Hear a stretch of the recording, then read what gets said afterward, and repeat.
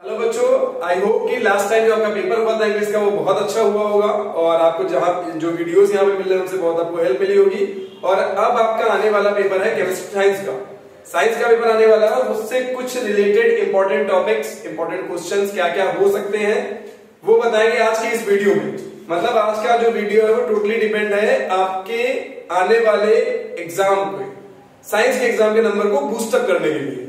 तो सबसे पहले कुछ मेन एक्टिविटी कराएंगे। एक्टिविटी का मतलब है एक्टिविटी बेस्ड क्वेश्चन कैसे होते हैं, एंड आफ्टर दिस जब एक्टिविटी बेस्ड क्वेश्चन हो जाएंगे फिर हम हर चैप्टर के मेन टॉपिक्स को कवर करेंगे। किस टॉपिक से किस टाइप से क्वेश्चन बन सकता है और किस टाइप से कैसे क्वेश्चन आ सकता है।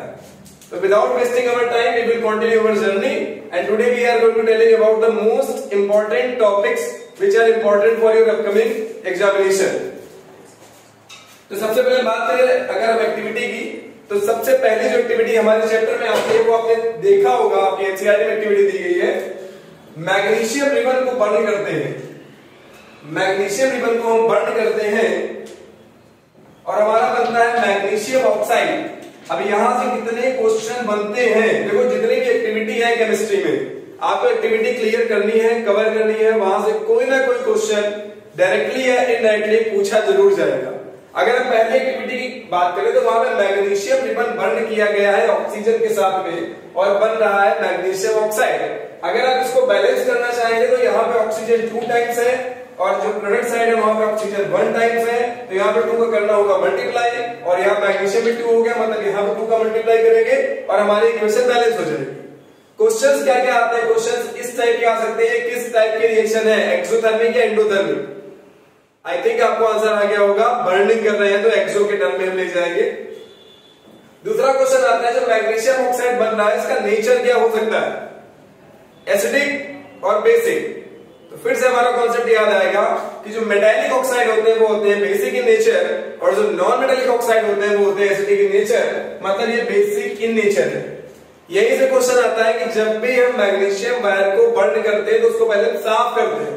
रीजन क्या है, रीजन ये है कि रिएक्टिव होता है ये, अगर साफ नहीं करेंगे तो रेस्पेक्टिव प्रोडक्ट देने में प्रॉब्लम करेगा। तो इस टाइप से क्वेश्चन यहाँ पे डायरेक्टली और इनडायरेक्टली पूछे जा सकते हैं, इक्वेशन बैलेंस करने में यहां से डायरेक्टली आ सकता है।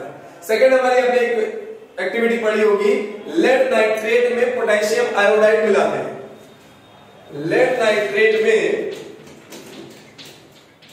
पोटेशियम आयोडाइड को मिलाते हैं और एक्टिविटी में बोलते हैं व्हाट हैपेंड। अगर हम लेड नाइट्रेट के सॉल्यूशन में पोटेशियम आयोडाइड को मिला दें तो रिएक्शन क्या बनेगी। आई होप कि आपको आंसर बहुत इजीली आ जाएगा। Pb पॉजिटिव होता है, NO3 नेगेटिव होता है, K पॉजिटिव होता है, I नेगेटिव होता है और प्लस हमेशा किसके पास जाएगा, माइनस के पास। प्लस प्लस के पास हो जाएगा नहीं तो प्लस जाएगा माइनस के पास, बनाएगा PbI2 और ये बनेगा 2KNO3। ये होता है प्रेसिपिटेट येलो कलर का, it is a type of precipitation reaction. यहां से क्वेश्चन क्या आ जाएगा भाई, प्रेसिपिटेशन रिएक्शन है, कलर क्या होगा, तो लेड आयोडाइड का जो कलर है वो होता है येलो। इस टाइप से क्वेश्चन यहाँ पे आएंगे। थर्ड क्वेश्चन बोला गया है अगर जिंक ग्रेन्यूल्स अगर डाल दे सल्फ्यूरिक एसिड में तो कौन सी गैस निकलेगी। तो as we know very well, अगर ऊपर वाला कॉन्सेप्ट लगाएंगे तो पहला पॉजिटिव ये नेगेटिव प्लस जाएगा माइनस के पास, बनेगा ZnSO4, साथ में निकलेगी हाइड्रोजन गैस। अगर हाइड्रोजन गैस को टेस्ट करना है हमें कि हाइड्रोजन गैस है कि नहीं, तो हाइड्रोजन गैस को टेस्ट करने के लिए क्या करते हैं, हाइड्रोजन गैस को टेस्ट करने के लिए हम पॉप टेस्ट करते हैं। पॉप टेस्ट जो आपके बुक में लिखा है, अगर हम जल्दी माचिस की तीली ले जाएंगे तो वो पॉप साउंड के साथ बर्न करेंगे। तो इससे हम हाइड्रोजन का आइडेंटिफिकेशन सीखते हैं। नेक्स्ट हमारा आता है, अगर हम अगले चैप्टर के कुछ एक्टिविटी की बात करें तो वहां पे एक सबसे इंपॉर्टेंट एक्टिविटी है litmus activity. Acid blue litmus को करते हैं रेड और बेस रेड लिटमस को करते हैं ब्लू। बहुत कंफ्यूजन होती है, इसकी मास्टर कॉन्सेप्ट भी मैं दे रहा हूं। ABCD आपको याद होनी चाहिए, याद होगी भी। तो A के बाद आता है B, A फॉर तुम्हारा हो गया एसिड, B फॉर हो गया तुम्हारा ब्लू। मतलब एसिड जो है वो ब्लू लिटमस को करता है रेड और जस्ट अपोजिट अगर बेस होगा तो वो रेड लिटमस को करेगा ब्लू। बस ये टर्म याद रखना, आई होप कि आप कंफ्यूज नहीं होंगे। अगर हम नेचुरल इंडिकेटर की बात करें तो वहां पे आता है टर्मरिक, और जो टर्मरिक है वो एसिड में अपना कलर येलो भी शो करता है, लेकिन जब बेस आता है तो कैसा हो जाता है, वो जाता है रेड। ये इंपॉर्टेंट है, जिसको ऑल फैक्टर इंडिकेटर बोलते हैं, विजुअल इंडिकेटर बोलते हैं, आर्टिफिशियल इंडिकेटर बोलते हैं। विजुअल मतलब क्या होता है, विजुअल मतलब है दिखेगा, दिखेगा मतलब क्या हुआ, ये दिख रहा है, कलर चेंज हो रहा है। ऑल फैक्टर में क्या है, स्मेल चेंज हो जाएगी, like vanilla essence. Artificial indicator as we know very well. Natural indicator, natural में हमारा टर्मरिक एग्जांपल दिया था मैंने। तो इस टाइप के जो इंडिकेटर बेस्ड क्वेश्चन है वो भी आपके एग्जाम में आने के बहुत चांसेस है। एक और एक्टिविटी अगर आपकी, अगर हम हाइड्रोजन क्लोराइड में सोडियम कार्बोनेट मिलाएं तो क्या होगा, तो इसकी भी लाइफ टाइम ट्रिक मैं आपको दे रहा हूं। अगर कभी भी CO3 दिखे 99% में CO2 कन्वर्ट होगा। CO3 दिखेगा, CO2 कन्वर्ट होगा। As we know very well, Na positive CO3 negative, H positive Cl negative, तो Na जाएगा Cl के पास और बनाएगा 2NaCl, प्लस जाता है हमेशा माइनस के पास।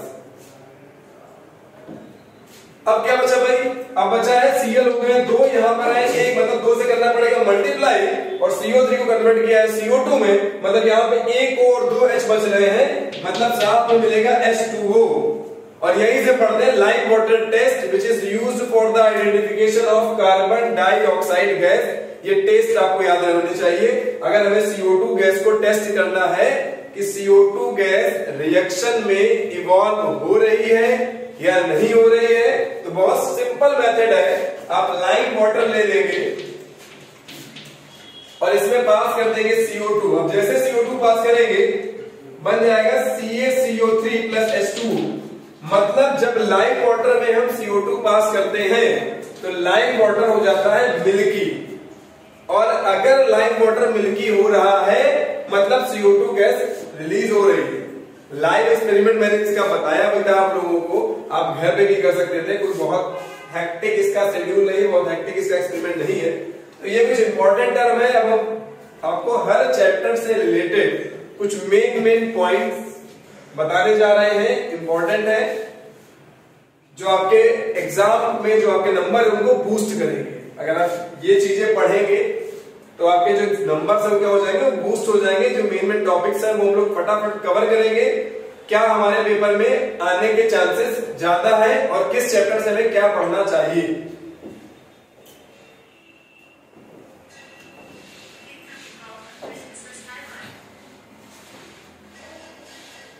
तो सबसे पहले हम चैप्टर नंबर 1 की बात करते हैं, जो है हमारा केमिकल रिएक्शन एंड इक्वेशन। अब स्टार्टिंग का चैप्टर है as we know very well. तो इस चैप्टर से ही आपको क्वेश्चन समझ में आए होंगे। केमिकल रिएक्शन एंड इक्वेशन मतलब हमें यहाँ पे टाइप्स ऑफ रिएक्शन पता होनी चाहिए, और जो मेन पॉइंट है जो इस चैप्टर से आना ही आता है वो मेन पॉइंट है balancing. Balancing of the reaction इस चैप्टर से जरूर आएगा। अब 4 टाइप की रिएक्शन कौन सी होती है आपको पता है। पहली होती है हमारी कॉम्बिनेशन रिएक्शन, दूसरी होती है हमारी डिकम्पोजिशन रिएक्शन, तीसरी होती है हमारी डिस्प्लेसमेंट रिएक्शन, और चौथी होती है हमारी double displacement reaction. Concept combination, decomposition, displacement, double displacement. Decomposition के 3 पार्ट डिवाइड कर देते हैं हम लोग, कौन से, thermolytic decomposition, electrolytic decomposition, photolytic decomposition. 3 concept हो गए यहां से, 3 कॉन्सेप्ट 4 टाइप के रिएक्शन। अब इन रिएक्शन में क्या होगा, इन रिएक्शन की डेफिनेशंस नहीं आएंगी। इन रिएक्शन पर बेस्ड क्वेश्चन कैसे आएगा, बैलेंस द फॉलोइंग इक्वेशन या which type of reaction so this equation. आपको इक्वेशन दी जाएगी, बोलेगा बताओ भाई कौन सा है, एडिशन है, कॉम्बिनेशन है, डबल डिस्प्लेसमेंट है, डिस्प्लेसमेंट है, डिकम्पोजिशन है। इसके अलावा मेन जो टॉपिक है, इन चारों रिएक्शन की जो मेन रिएक्शन है वो हमारी आती है रेडॉक्स। रेडॉक्स हमें बहुत अच्छे से पढ़ना है। रेडॉक्स से क्वेश्चन आएगा जरूर, क्योंकि रेडॉक्स पढ़ने का मतलब है कि एक हम पूरा साम्राज्य पढ़ेंगे रेडॉक्स का, जिसमें 2 चीजें पढ़ने वाली मिलेंगी हमको, रिडक्शन और ऑक्सीडेशन। अब आप लोग का पेपर है 4 तारीख को, कंफ्यूजन है माइंड में बहुत, कैसे किए जाते हैं, तो उसी कंफ्यूजन को क्लियर करने के लिए यहाँ पे आपको दे रहे हैं ट्रिक, एक ऐसी ट्रिक जिससे आपको रिडॉक्स का कॉन्सेप्ट क्लियर हो जाएगा। ट्रिक क्या है? ट्रिक है हमारी एन ऑयल रिग कैन, ये ट्रिक है हमारी एन ऑयल रिग कैन। अब इसको कैसे पढ़ेंगे हम लोग, कैसे एक्सपेंड करेंगे वो बताएंगे। एन ऑयल पहले लिखते हैं एन ऑयल, तो एन ऑयल का मतलब क्या है? At anode. एन ऑयल को पढ़ेंगे एट एनोड, और ऑयल को पढ़ेंगे O फॉर होगा ऑक्सीडेशन, I फॉर होगा इन्वॉल्व, L फॉर होगा लॉस ऑफ इलेक्ट्रॉन। मतलब सिंपल है, oxidation at anode, oxidation involve loss of electron. मतलब क्या है कि भैया ऑक्सीडेशन में लॉस ऑफ इलेक्ट्रॉन होगा और ऑक्सीडेशन हमेशा होगा एनोड पर। अब हम बात करेंगे रिग कैंट की। रिग कैंट का मतलब होता है reduction, I for involve, G for gain of electron at cathode. मतलब कैथोड पे होगा हमेशा रिडक्शन और रिडक्शन में होगा गेन ऑफ इलेक्ट्रॉन। और इतना तो तुम्हें पता होगा बहुत अच्छे से कि अगर इलेक्ट्रॉन रिलीज होगा तो खोपड़ी में चार्ज कौन सा आएगा? माइनस जाएगा, मतलब प्लस आएगा। आप यहां से सोच सकते हो, कोई प्लस दे रहा है मतलब वो ऑक्सीडेशन कर रहा है, कोई माइनस दे रहा है मतलब वो रिडक्शन कर रहा है। Got it? आई होप कि इसमें बहुत क्लियर आपको हो गया होगा। रिडॉक्स का कॉन्सेप्ट बहुत कम टाइम में आप बहुत इजी वे में ऐसे पढ़ सकते हैं। बाकी नॉर्मल डेफिनेशन पता है, ऑक्सीजन ऐड होगा ऑक्सीडेशन, हाइड्रोजन ऐड होगा रिडक्शन। कॉमन डेफिनेशन आपको बहुत अच्छे से पता है। कॉन्सेप्चुअल ट्रिक मैंने यहाँ पे बता दी है। इसके अलावा कोरोजन और एसिडिटी टॉपिक था, बट आप जानते हैं कि उसके चांसेस ना के बराबर है। तो ये पहले चैप्टर की मेन चीजें हैं जो कि आपको पढ़नी है। इक्वेशन बैलेंसिंग पे फोकस करना है, प्रैक्टिस प्रैक्टिस मोर प्रैक्टिस, बस ये टर्म याद रखना माइंड में अपने इस चैप्टर के लिए। जितनी ज्यादा प्रैक्टिस आप करें इक्वेशन की उतना अच्छा आपके लिए है। अगर आपको बहुत कम टाइम में, आप सोच रहे हो कि बहुत कम टाइम में सब कवर करें, तो एक चीज याद रखिए, एनसीईआरटी आपको क्लियर होनी चाहिए। इंटेक्स, बैक, एग्जाम्पल, एक्टिविटी, सारी इक्वेशन आपको आनी चाहिए। सारी इक्वेशन आप लिख के बैलेंस कर लीजिए, कहां पे क्या प्रॉब्लम आ रही है। अगर कोई प्रॉब्लम आ रही है तो क्विक आप उसको रिजॉल्व कर सकते हैं। तो ये हमारी ट्रिक है जो काम करेगी आपके 4 तारीख के एग्जाम में केमिस्ट्री के पोर्शन में। यहां से क्वेश्चन आएगा। एक और बात यहाँ पे मैंने बताई थी आपको क्लासेस के समय में, ऑक्सीडेशन होने का मतलब है जो भी उसका एलिमेंट होगा वो रिड्यूसिंग एजेंट होगा, और रिडक्शन होने का मतलब है जो भी उसका ऑक्सीडेशन होगा, जो भी उसका एलिमेंट होगा वो ऑक्सीडेशन में रिड्यूसिंग एजेंट होगा, रिडक्शन में ऑक्सीडाइजिंग एजेंट होगा। ये दो टर्म हमेशा आप याद रखिएगा। I think it is clear to everyone. अब हम नेक्स्ट चैप्टर में मूव करते हैं। नेक्स्ट चैप्टर हमारा आता है acid base and salt. Her chapter की मैं आपको एक ट्रिक जरूर दूंगा। इस चैप्टर की ये ट्रिक है, और जो मैं ट्रिक दूंगा इसका मतलब वो मास्टर क्वेश्चन बनके आएगा जरूर। ठीक है, फर्स्ट चैप्टर में क्लियर हो गया है। अब बात करते हैं सेकंड चैप्टर की, और सेकंड चैप्टर हमारा एसिड्स बेसिस एंड सॉल्ट्स। एक बात याद रखिए, आपके 4 चैप्टर्स में सबसे ज्यादा इंपॉर्टेंट चैप्टर ये, सबसे ज्यादा इंपॉर्टेंट चैप्टर ये है, क्योंकि इससे क्वेश्चन आने के चांसेस बहुत ज्यादा है। कैसे क्वेश्चन आएंगे? पहली बात तो रिएक्शंस आएगी, एसिड बेस की हमारी कॉमन प्रॉपर्टी जरूर आएगी। एसिड सोर इन टेस्ट, बेटर इन टेस्ट होते हैं बेस, ये कॉमन आइडेंटिफिकेशन। दूसरी चीज क्या आएगी? दूसरी चीज आएगी हमारी इंपॉर्टेंट स्पेसिफाइड एसिड। अब आपके माइंड में आएगा स्पेसिफाइड एसिड, ये नई चीज कौन सी है? भाई ये कोई नई चीज नहीं है, ये वही चीज है जो हमने पढ़ी है। पढ़ा हमने है ना कि विनेगर में कौन सा एसिड होता है? एसिडिक। एंड में कौन सा एसिड होता है? फॉर्मिक। ये जो नॉर्मल एसिड है ना, इनको भी कहीं आप एक पेज में लिख लेना, लिख के काम आएगा। तो एसिड बेस एंड सॉल्ट, इससे ये क्वेश्चन जरूर आएगा। ठीक है, मतलब बहुत इंपॉर्टेंट कॉन्सेप्ट है। अब क्वेश्चन क्या आएगा? एसिड बेस सॉल्ट की कॉमन जो नेम, जैसे जो भी मैंने बताया था, स्पेसिफाइड नेम आपको याद होने चाहिए। दूसरी चीज क्या है? इसके effect on the indicator. Red litmus paper क्या करेगा, ब्लू लिटमस पेपर क्या करेगा, टर्मरिक क्या करेगा, इस टाइप के जो क्वेश्चंस हैं आप वो क्वेश्चन एक बार देख लीजिएगा बहुत ध्यान से।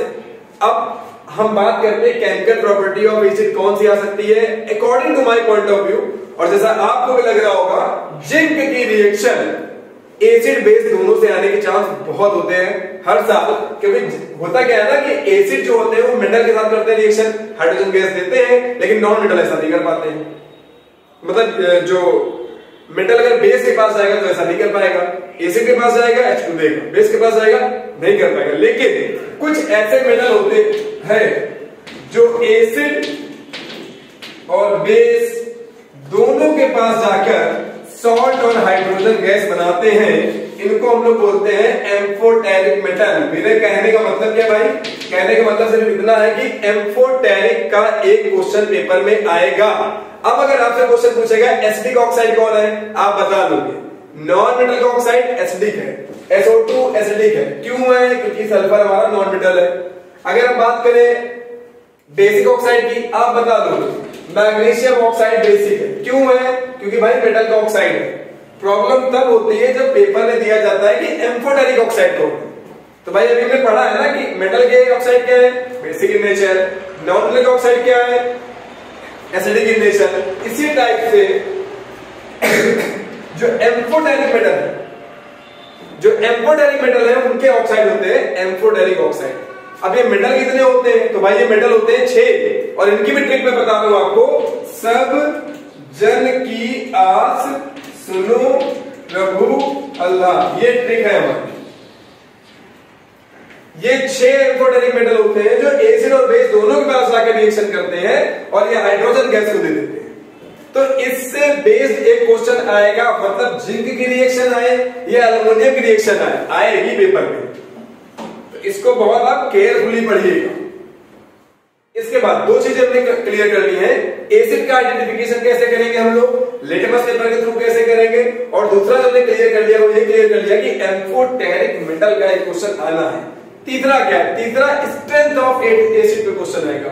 अब आप बोलोगे स्ट्रेंथ ऑफ एसिड क्या चीज है, तो स्ट्रेंथ ऑफ एसिड का मतलब ये होता है कि एसिड भी हमारी लाइफ में 2 टाइप के होते हैं। एसिड भी हमारी लाइफ में 2 टाइप के होते हैं, स्ट्रॉन्ग और वीक। तो इस पर भी क्वेश्चन आता है कि स्ट्रॉन्ग और वीक एसिड क्या प्रॉब्लम है। स्ट्रॉन्ग और वीक एसिड को हम लोग बताते हैं, एसिड की स्ट्रेंथ को बताते हैं पीएच वैल्यू से। अगर पीएच वैल्यू होगी 7 मतलब वो न्यूट्रल है, मोर देन 7 मतलब वो बेसिक है उतना ही ज्यादा 14 तक, और लेस देन 7 मतलब वो उतना ही ज्यादा एसिड है। तो ये भी कॉन्सेप्ट हमारे लिए इंपॉर्टेंट है। यहां से हम स्ट्रेंथ ऑफ द एसिड बता सकते हैं कि वो स्ट्रॉन्ग है या वीक है, इंपॉर्टेंट है। अगर आपसे बोलेगा पीएच दिया गया है 7, 9, 11, 3, 5, आपको बताना strong acid, strong base, more acidic, मोर basic, less acidic, less basic, neutral. तो न्यूट्रल तो 7 हो गया, मोर basic 11, less basic 9, more acidic 3, less acidic 5। ये कॉन्सेप्ट है, बहुत क्लियर कॉन्सेप्ट है यहाँ पर। इसके बाद क्या होता है, इसके बाद दोबारा आता है सॉल्ट। भाई एसिड बेस को पढ़ रहे हो तो सॉल्ट को भी ले लो, चैप्टर सॉल्ट का भी नाम है चैप्टर में, सिर्फ 2 पेज पूरा चैप्टर नहीं पढ़ना है। सॉल्ट में कैसे क्वेश्चन आएगा, सॉल्ट 3 टाइप के हमारी लाइफ में मिलते हैं इस चैप्टर में। जब आप लाइफ और आगे बढ़ाओगे तो ये 3 और 6 टाइप के सॉल्ट होते हैं टोटल, लेकिन अभी हम 10th में तो 3 टाइप को फोकस करना है, normal salt, acidic salt, basic salt. Normal salt, acidic salt और बेसिक सॉल्ट। तो अगर सॉल्ट की बात करें, सॉल्ट है क्या बोलते हैं, when acid and base react together it form salt and water called neutralization reaction. ये रटा है आपने और अच्छा रटा है, क्योंकि इसके आने के चांस पेपर में बहुत ज्यादा है। अगर एसिड और बेस आपस में करेगा रिएक्शन तो बनाएगा सॉल्ट और वाटर, साथ ही साथ कुछ अमाउंट में एनर्जी रिलीज करेगा, क्योंकि एक्सोथर्मिक रिएक्शन होती है न्यूट्रलाइजेशन रिएक्शन। जो रिएक्शन पढ़ते हैं एसिड बेस सॉल्ट वाटर, ये क्या होता है, ये होती है न्यूट्रलाइजेशन रिएक्शन होती है, और ये पेपर के लिए हमारे इंपॉर्टेंट भी है। अब कंडीशन क्या है, कंडीशन ये है कि अगर एसिड और बेस करते हैं रिएक्शन, बनाते हैं सॉल्ट और वाटर, कुछ अमाउंट में बनाते हैं ये लोग हीट, तो अगर एसिड और बेस दोनों स्ट्रॉन्ग हुए या दोनों वीक हुए, समझिएगा, दोनों स्ट्रॉन्ग हुए दोनों वीक हुए, तो भैया सॉल्ट नॉर्मल बनेगा। तो सॉल्ट जो बनेगा वो नॉर्मल बनेगा। और अगर एसिड स्ट्रॉन्ग हुआ और बेस वीक हुआ तो जो सॉल्ट बनेगा वो एसिडिक सॉल्ट होगा। और अगर एसिड वीक हुआ और बेस स्ट्रॉन्ग हुआ तो जो सॉल्ट बनेगा भाई वो बनेगा बेसिक। ये तीन कॉन्सेप्ट है, छोटे से कॉन्सेप्ट है, रॉकेट साइंस है नहीं इसमें, बहुत आसानी से याद भी कर सकते हैं और इससे क्वेश्चन भी आएगा। अब हम लोग इसके आगे बढ़ते हैं। इसके आगे क्या हो सकता है, सॉल्ट के टाइप पढ़ लिए हैं, एसिड बेस की प्रॉपर्टी पढ़ ली है, ठीक है, पीएच का इंपॉर्टेंस पढ़ लीजिएगा, ठीक है, क्योंकि जब ज्यादा हम लोग फास्ट फूड खाते हैं, जंक फूड खाते हैं तो हमारे दांत भी जंग हो जाते हैं, उनमें कैपिंग, दांत खराब होना, ये सब पीएच इंपॉर्टेंस में जाता है। कैविटी कॉन्सेप्ट भी पीएच इंपॉर्टेंस में आता है, तो इंपॉर्टेंस ऑफ पीएच भी आप एक बार देख लीजिएगा।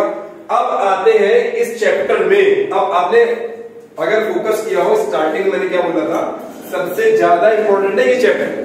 रीजन क्या है, क्योंकि इसमें 5 कंपाउंड है जो हमें पढ़ने पड़ेंगे, इसलिए ये इंपॉर्टेंट है। अब वो कंपाउंड कौन कौन से हैं, कंपाउंड हम लोग करते हैं फोकस।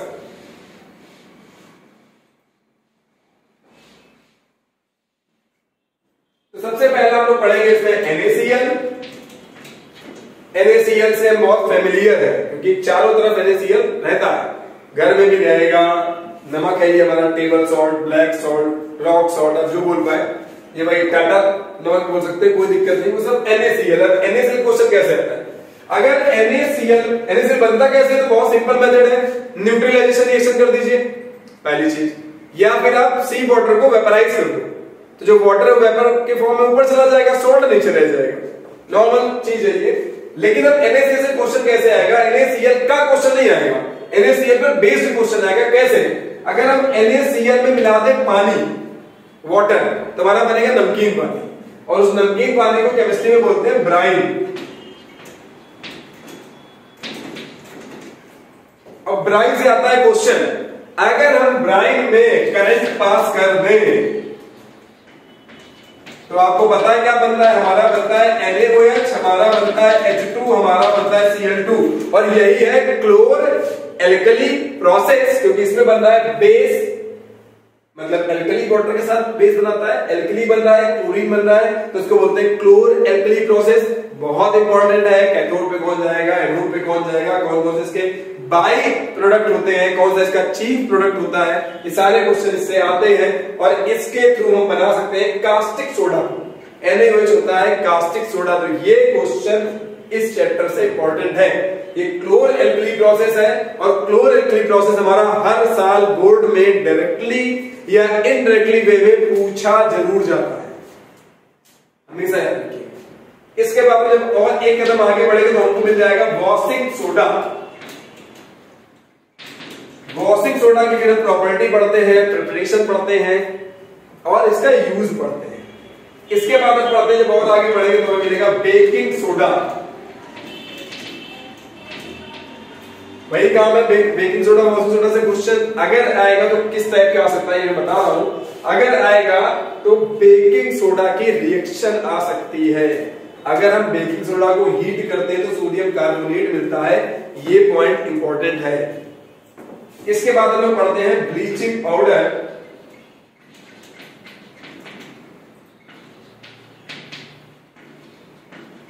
CaOCl2, ब्लीचिंग पाउडर से जो इसकी प्रिपरेशन मेथड है ना, कैल्शियम हाइड्रोक्साइड स्लेट लाइम से, ये इसकी प्रिपरेशन के आने के चांस बोर्ड में बहुत ज्यादा है, याद रखिएगा, इंपॉर्टेंट है ब्लीचिंग पाउडर आपके 4 तारीख के एग्जाम के लिए। और लास्ट हम इसमें पढ़ते हैं प्लास्टर ऑफ पेरिस, और प्लास्टर ऑफ पेरिस से क्वेश्चन कैसे आता है, प्लास्टर ऑफ पेरिस से क्वेश्चन एक टाइप का क्वेश्चन आप अगर देखोगे सीबीएसई बोर्ड में कंटिन्यू कहीं ना कहीं किसी ना किसी पेपर में घूमता हुआ मिल जाता है, वो क्वेश्चन ये है कि प्लास्टर ऑफ पेरिस को एयर टाइट कंटेनर में क्यों रखते हैं, एंड आई नो आपके पास इसका आंसर है।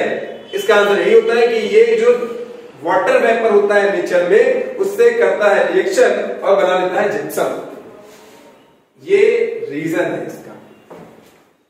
आई होप कि हमने फटाफट 2 चैप्टर क्लियर किए हैं, अपने मेन टॉपिक क्लियर किए, मेन चीजें सीख चुके हैं, और फिर मैं बोल रहा हूं मेन फोकस हमें करना है NCERT को, ठीक है। अब बात करते हैं नेक्स्ट चैप्टर की, और नेक्स्ट चैप्टर हमारा आता है मेटल्स एंड नॉन मेटल्स के बारे में। नेक्स्ट चैप्टर हमको बताएगा कि भाई मेटल क्या है और नॉन मेटल क्या है।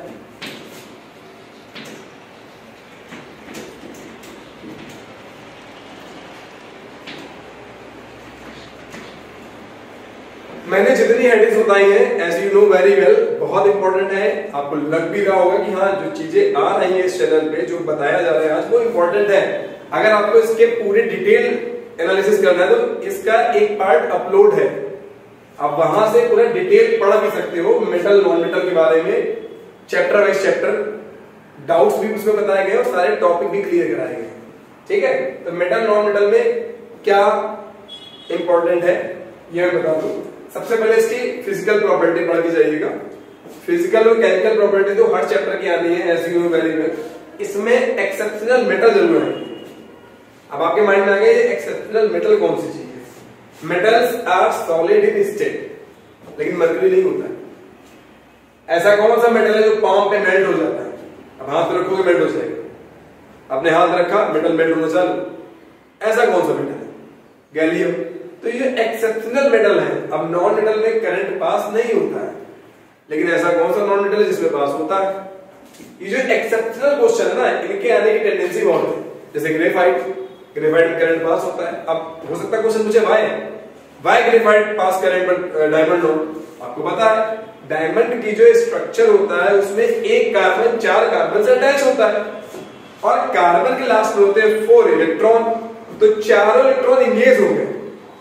But in the case of graphite एक कार्बन 3 कार्बन से अटैच होता है, मतलब 1 इलेक्ट्रॉन आर फ्री, और वही एक फ्री इलेक्ट्रॉन हलचल करता है, रिएक्शन करंट पास हो जाता है। तो मेटल और मेटल से ये 2 पार्ट इंपॉर्टेंट है, वो आपको पढ़ के जाना। ठीक है, इसके बाद क्या इंपॉर्टेंट है? इसके बाद इंपॉर्टेंट है रिएक्टिविटी सीरीज। कौन एलिमेंट कितना ज्यादा रिएक्टिव है, मतलब आपको इसमें पढ़ना है एक्सेप्शनल मेटल,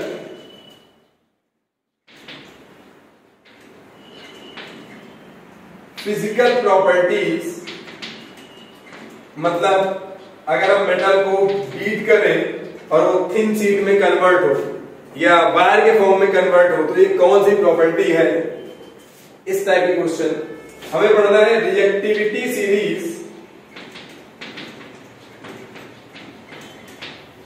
और होता है ना हमारी किताब के 2 पार्ट होते हैं, लेफ्ट और राइट, ऐसे खुलती है, वैसे चैप्टर भी ऐसे खुलता है। पहला पार्ट में ये दिखेगा आपको मेटल के बारे में, लेकिन जो दूसरा पार्ट देखोगे तो वहां मिलेगा आपको मेटलर्जी। तो भाई मेटलर्जी भी पढ़ के जानी है। मेटलर्जी में क्या क्या पढ़ना है? कंसंट्रेशन पढ़ना है, मेन ओर पढ़ने हैं, ओर लाइक एल्युमिनियम का होता है बॉक्साइट, कॉपर का होता है कॉपर पाइराइट, लेड का होता है गैलेना। ये चीफ ओर आपको पता होने चाहिए। अगर हम कंसंट्रेशन पढ़ेंगे तो कंसंट्रेशन में हमको ये पता होना चाहिए कि 3 टाइप के कंसंट्रेशन होते हैं। पहला होता है ग्रेविटी सेपरेशन मेथड, दूसरा होता है फ्रोथ फ्लोटेशन मेथड, तीसरा होता है मैग्नेटिक सेपरेशन मेथड। इसके बाद हम करते हैं रोस्टिंग, कैल्सिनेशन, स्मेल्टिंग, इन तीनों के प्रोसेसेस। इसके बाद हम करते हैं रिफाइनिंग। तो ये जो मेटलर्जी का प्रोसेस है इसको लीचिंग वर्ड एक दे देते हैं, तो इससे क्वेश्चन आता है। और इस साल आप लोग हॉल प्रोसेस पढ़ लीजिएगा। हॉल प्रोसेस इंपॉर्टेंट है, जिसमें हम लोग एल्यूमिना से एल्युमिनियम को एक्सट्रैक्ट करते हैं। ये आपको पढ़ना है स्लैग। स्लैग क्या होता है? जब हम कंसंट्रेटेड ओर में सिलिका मिला देते हैं जो फ्लक्स का काम करती है। फ्लक्स का काम क्या होता है? फ्लक्स मेल्टिंग पॉइंट को करता है कम। तो जब हम फ्लक्स को मिला देते हैं तो जो बनता है वो स्लैग होता है। तो स्लैग टर्म इंपॉर्टेंट है, इस टर्म को भी अपने माइंड में बिल्कुल फिट रखना है। ठीक है, अब आते हैं चैप्टर नंबर 4। लास्ट चैप्टर है कार्बोनेट्स कंपाउंड। 3 चैप्टर के इंपॉर्टेंट आपको मिल चुके हैं, अब लास्ट चैप्टर के देखते हैं।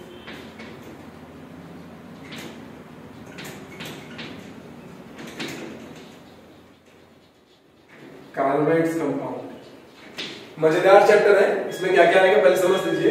कार्बन का नेचर आप पढ़ के जाइएगा।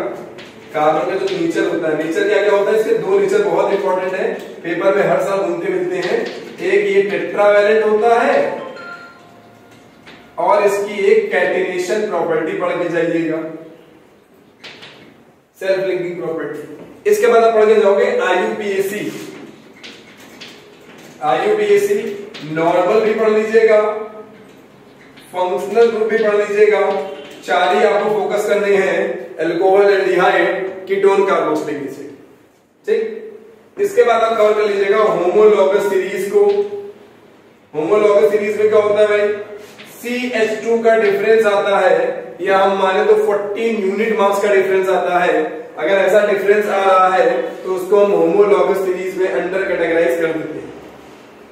इसके अलावा आपको पढ़ना है आइसोमेरिज्म। आइसोमेरिज्म क्या होता है भाई, आइसोमेरिज्म का मतलब है, आइसो का मतलब ही होता है सेम, इसमें सेम होता है हमारा मॉलिक्यूलर फार्मूला और डिफरेंट होता है हमारा स्ट्रक्चरल फार्मूला।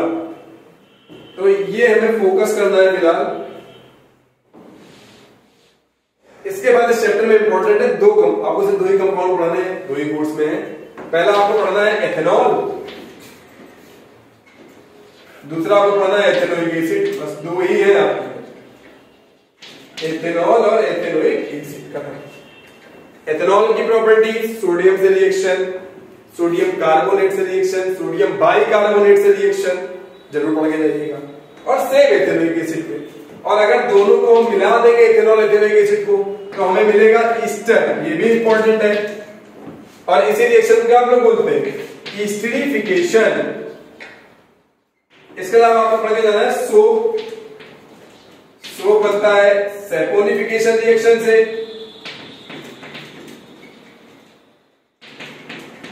लाइक ईस्टरिफिकेशन रहती है। और सोप के बाद आपको पढ़ना है डिटर्जेंट, जो ज्यादा लेदर देते हैं हर एक वाटर के साथ, और इन्हीं में आएगा आपका मिसेल फॉर्मेशन। ये आपके 4 चैप्टर्स के वो टॉपिक हैं जो इंपॉर्टेंट है, और इन्हीं पर बेस्ड पेपर आने वाला है आपका 4 टाइम। अपार्ट फ्रॉम दिस, मैं बार बार बोल रहा हूं, एनसीईआरटी की प्रैक्टिस आपके लिए बेस्ट है। एनसीईआरटी आपको प्रैक्टिस कर लेनी है, ठीक है। तो ये हमारे वो टॉपिक्स पे जो इंपॉर्टेंट है। एस्टरिफिकेशन क्या है, कन्वर्जन यहां से आएंगे जरूर, ठीक है। कन्वर्जन कैसे क्या होता है,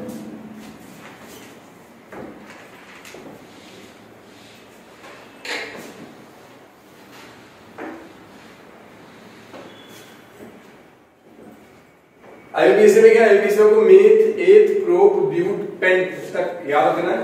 उसके बाद नॉर्मल केमिस्ट्री बताई थी, मान लो C5H12 का आईयूपीएसी नेम बताना है, या C4H8 का बताना है, या C3H4 का बताना है। तो C5 होता है पेंट, C4 होता है ब्यूट, C3 होता है प्रोप। अब इसको डबल कर दो, डबल करने के बाद ये चेक करो, अगर ये 2 ज्यादा निकले तो 1 जोड़ दो, 5 to the 10, 2 ज्यादा है, 1 जोड़ दिया। अगर बराबर निकले तो 1 जोड़ दो, 4 to the 8 बराबर है, और अगर 2 कम निकले तो 1 जोड़ दो, 3 to the 6 2 कम है तो 5। ये कॉन्सेप्ट हम ट्रिकी वे में सीख सकते हैं। ये आपके चारों चैप्टर्स के वो टॉपिक है जो आपको पढ़ने हैं, इनसे नंबर आपके बूस्टअप हो सकते हैं, बहुत कम टाइम में आपका पूरा रिवीजन हो सकता है। तो ये आज के क्लास के चारों चैप्टर्स के वो पोर्शन है जो इंपॉर्टेंट है। ट्रिक मैंने आपको बताई है, मैंने आपको कैसे रेडॉक्स याद रख सकते हैं, एम्फोटेरिक मेटल कैसे याद रख सकते हैं, रिएक्शन का प्लस माइनस कॉन्सेप्ट क्या होता है जिसके थ्रू हम बहुत अच्छी रिएक्शन कर सकते हैं। ट्रिक मैंने भी बताई थी कि OH दिखे तो पहले H2 कन्वर्ट कर लो, NH4 दिखे तो पहले NH3 कन्वर्ट कर लो, CO3 दिखे तो पहले CO2 कन्वर्ट कर लो, SO3 दिखे तो पहले SO2 कन्वर्ट कर लो। अगर आप कन्वर्जन का एक पार्ट कर लोगे तो आपको पता है दूसरा पार्ट आपसे हो ही जाएगा। ये हमारी कुछ कॉन्सेप्ट, कुछ मेथड्स, कुछ थ्योरेटिकल पार्ट, कुछ इंपॉर्टेंट टॉपिक्स थे आज के वीडियो से related. Wish you all the best for your upcoming examination. Thanks to everyone.